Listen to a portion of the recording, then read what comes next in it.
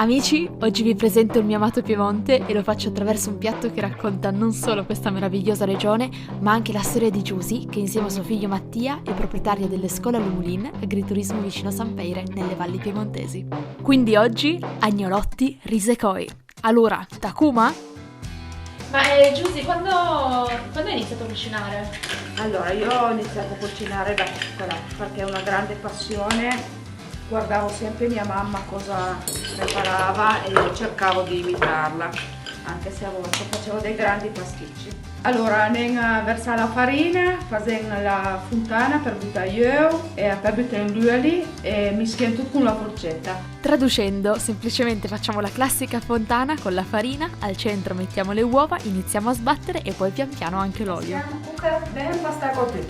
Gli dai questo onore? Ma certo. Ma scusa, quindi è occitano questo? Occitano. Wow. Noi qua nella Valacca abbiamo il nostro dialetto. E tutti in famiglia parlano occitano? Sì, tutti. Wow. Mentre la pasta riposa possiamo occuparci del ripieno. Giusy fa il classico soffritto, quindi sedano, carota e cipolla, ovviamente del suo orto. Trita il tutto molto finemente e poi lo fa appassire a fiamma dolce con un bel giro d'olio.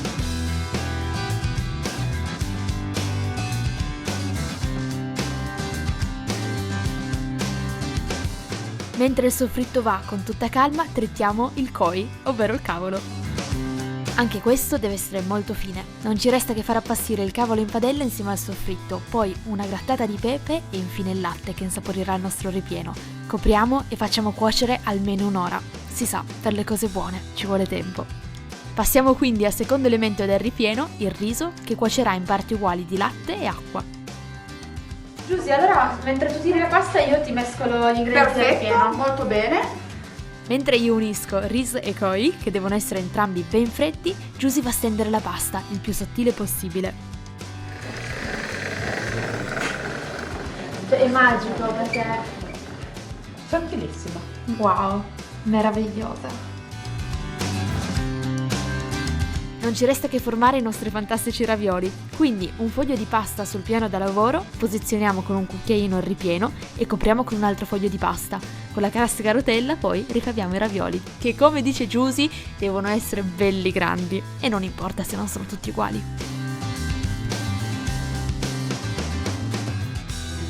Posso Giusy? La pasta cruda secondo me è meglio che cotta a momenti.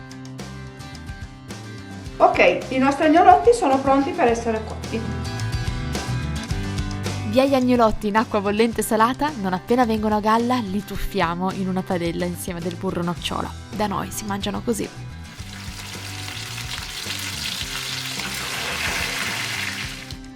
Il tocco di Giusy, infine, è un pizzico di pepe appena macinato. Questi sono i nostri agnolotti riso e koi. Buondinà. Buon appetito Giusy, buon appetito. Alla nostra.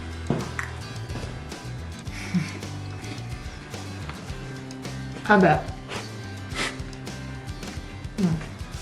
Viva il Piemonte, Giusy. Viva Giusy.